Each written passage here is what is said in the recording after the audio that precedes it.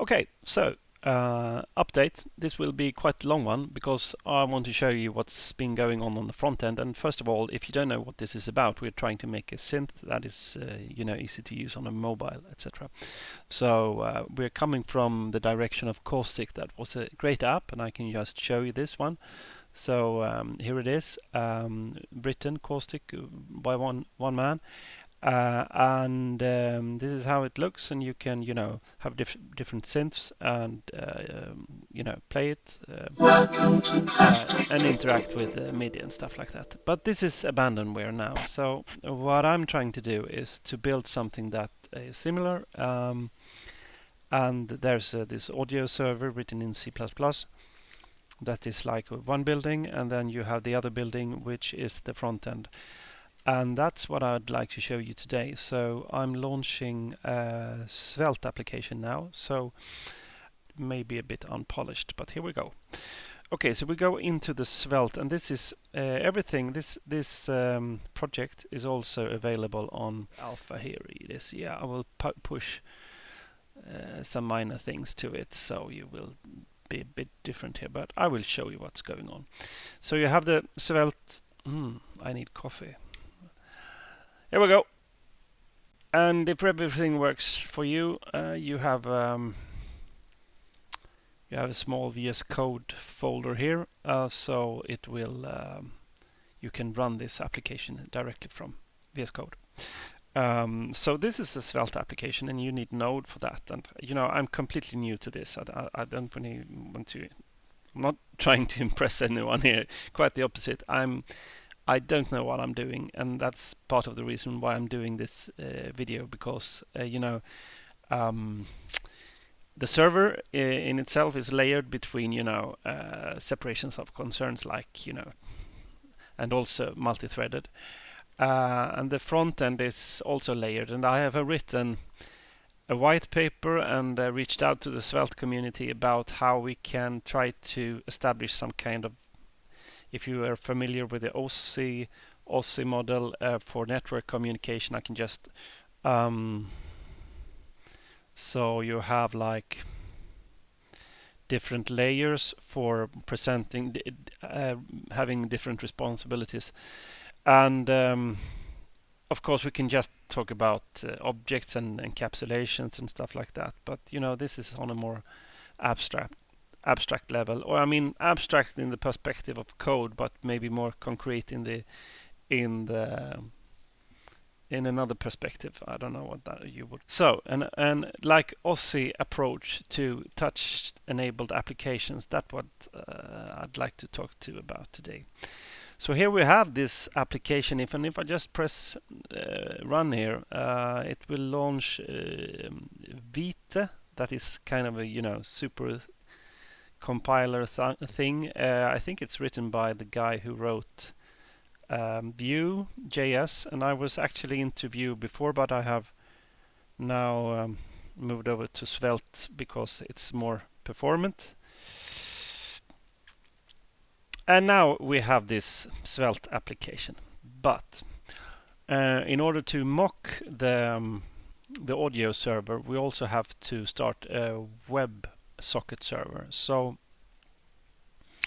back to where we are in the directory here, we now need to, and there you start a WebSocket server. So, and what this means is that now when you go in here, you can now you have to reload the page.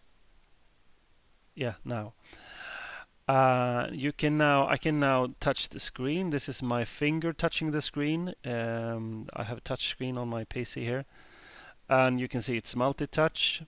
Unfortunately, this screen has only one two-finger multi-touch, but I can press one key and at the same time dial a knob like this, or I can dial two knobs like this. See. And this dial should have steps. Yes, exactly. That's the octave for the. So it's similar to a previous attempt that I will show you in a minute. So this is the Svelte application. That is like, and as you can see, this is really just the API reference, for testing all the endpoints and also testing the WebSocket server. So this is like in a way, a kitchen sink application for anything that should be able to be achieved in the final application. Okay. So what now? What now? We have the WebSockets, and I can also, I mean, can I reach this from? I take a phone. La la la la la la la la la la la. Maybe this is set for, yeah, it's set for the real deal. So what we need to do now is that we need to actually shut down this Svelte application for a while. So we can just go to this and stop this. And also the WebSocket server will stop. And then we go open another terminal window and go to the, the real server, and we build release the playhead, and it starts up, a web server that's embedded. And that's the nice thing, that the Svelte application is bundled as a static application. So the embedded server that is running on the playhead, because the playhead is an audio server that's also a web server, and it serves the front end, and it serves it on the device. So this is no like cloud application, nothing like that. So it's just a tiny web server running on your iPhone or Android or whatever that delivers the front end, so you get the best possible latency and everything. So here is the audio, the playhead server running now, and I should see if I can, yay. So I can, this is, I mean, this is not perfect in any way, but I can reach this, bummer. I want to be able to reach the keys. Yeah, I think you, haha, a bit better. And as I say, so yeah, I mean, it's taking form, right? And why did I do this? Because I wanted to show you this one. Yeah. So you can, that's the whole point, that you can have like a really great music application with doing audio recording and, all stuff, and everything that's, needs muscles happens in the server in C++, and then the front end is in a web view, so it becomes platform independent. And while we're still in this audio, because we can switch context a bit here, we can look at the audio server, because I want to show you another thing, and that is, so let's start another instance of code. So now we are in the audio server instead, and that is that everything, all modules and the different parts of the synths, I am more and more, liking the idea of having, I've been onto this before, but two knobs selecting the like the bank, and then you have 6 knobs left. So if you think of like a reverb or a distortion pedal or arpeggio or anything, you got 6 knobs, and you can assign them however you like. So and the way that works is that if you just go to the source here and look, for example, at an effect, and we can take the delay effect. So here we have 1, 2, 3, 4, 5. We have five parameters here, so we have actually one left. So this opens up for some kind of creativity. You have some boundaries, but at the same time you got 6 parameters to play with. So in the delay here we have the time, mix, and feedback, and that's the ordinary stuff. And then you have the high cut, and that is like to simulate an analog delay, and also the noise. Maybe we should add low cut here to simulate like a tape delay or something like that.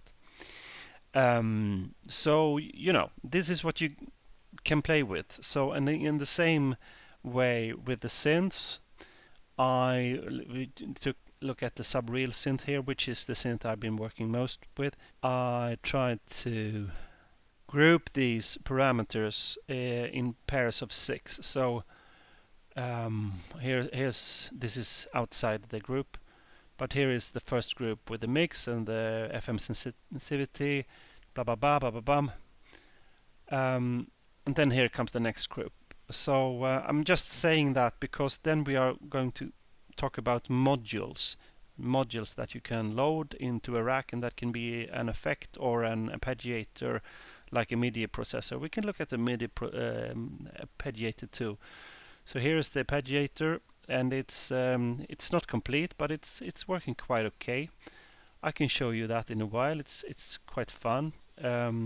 So here we have the parameters for that. I think we have 6 parameters. Yes, that's okay. We have the rate, the shape, and the octaves. That's quite, the same. Then we have the velocity, which I am not very, I don't, go. And the accent is like, if there should be like a, dynamic in the when it hits an even eighth actually, or the cycle. And then the sync, that's a funny thing that you can lock in the arpeggiator, so you can. It's the same thing here. You get 6 parameters, and you can, be creative with it. So that kind of shapes or set some boundaries on how the UI can look, because obviously these 6 parameters needs to be represented in a, we want to be creative, but at the same time I think this is a nice way to just be a bit more being able to reuse code and also to operate this DAW without having to. You can either do it on a phone or just not having to touch the phone. So if I launch the playhead again, I can just show you around here. So if I launch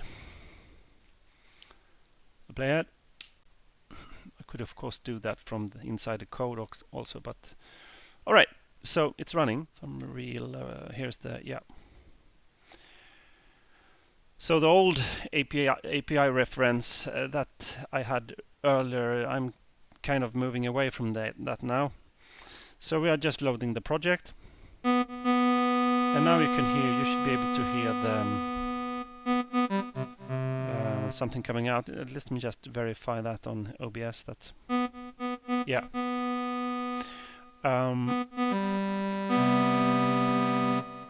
And you can hear the tempo here, right? In the delay. And if I set the lower tempo, so there are things going on here that are related to beats, and I can set to high tempo too, and I can change the pitch. So opens up for massive, and also of course I wanted to have different time signatures that are fun. So let's do something with it. Let's introduce the arpeggiator here.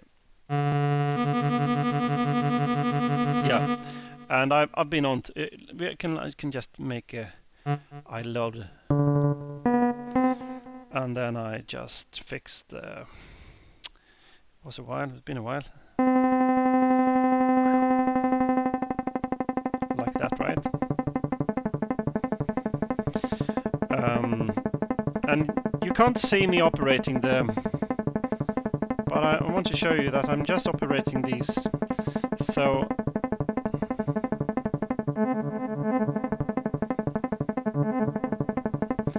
and I can go to the tone shaping.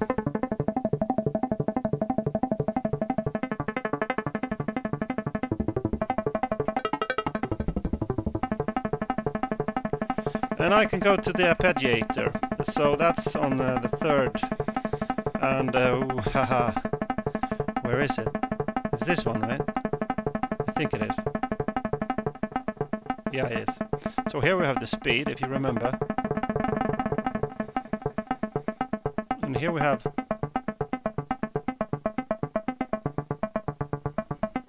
So here is sample and hold, and here we can go for it's so it's, it's really nice, you know. And this is for bank selection, so that's not relevant. And this was the volume, right?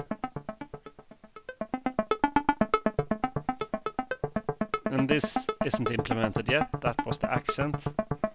And this is the lock-in. So here I can lock in this, and I can let go of my fingers. And now I can continue to shape the tone, so I can activate the filter.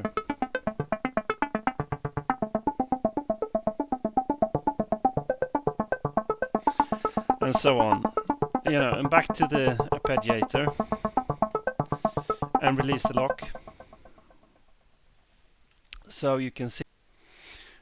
Okay, I have some problems with my web camera. That's like super annoying. But what can you do? I don't want to buy new stuff, but you know, I think I have to. All right. Back in Svelte, because this is where I actually need help, and I want to. I don't know Svelte, and I honestly don't know JavaScript frameworks at all. I haven't been working with Vue a lot. I haven't been working with React, and the reason hardly been working with jQuery, and the reason because I you know, all these are like hacks because something is broken beneath. And in my I do a lot of database management and SQL and you know, more abstract stuff nowadays, like project management. But I used to do a lot of database. And the great thing is that you can, you know, take a break of 5-10 years and you come back and nothing has changed, you know, like this much has changed. And you can't say that about the JavaScript ecosystem, you know. So, and I think that's a problem here for what I want to do, because I don't want to make something that is broken in 3 years time. And speaking of this, let's rewind back to where it all started, right? Because if you remember, there was this framework that I used. I made a sketch for what I wanted to build in C++, because you know, I didn't use C++ a year ago. So I made this sketch in PHP, because that's an object-oriented language that I'm quite acquainted with. And what I did there was, because you can have different opinions about PHP, but what I've been doing a lot with PHP is the XML parsing functionality. So I've been building like some enterprise applications that uses XML templates, where like the source of truth is in the XML, and I did the same thing in a very light way with this. I don't remember this, but let's try.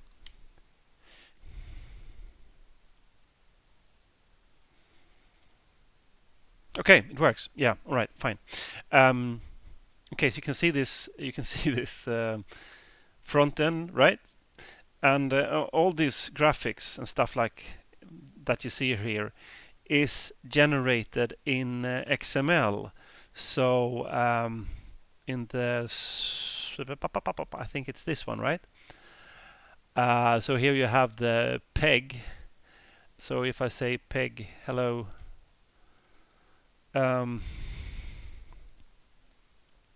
it will go peg hello there.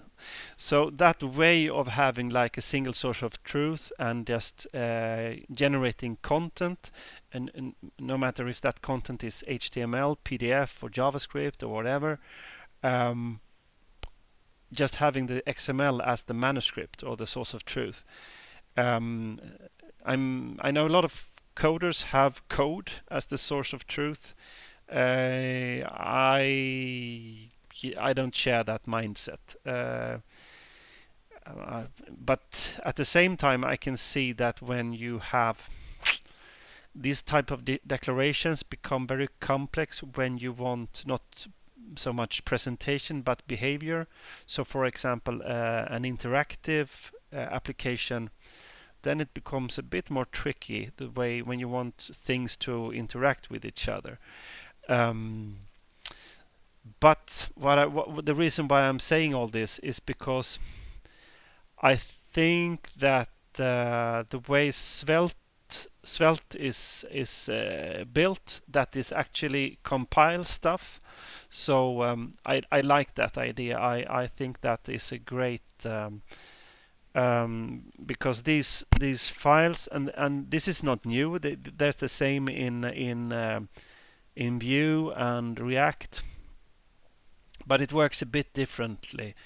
And I really like the idea that it was a guy who came from the outside. I think he was working as a journalist, and then just took a new angle. And this often something happens that in that you come in from a different angle and you see, why does this work like this? It could work in another way.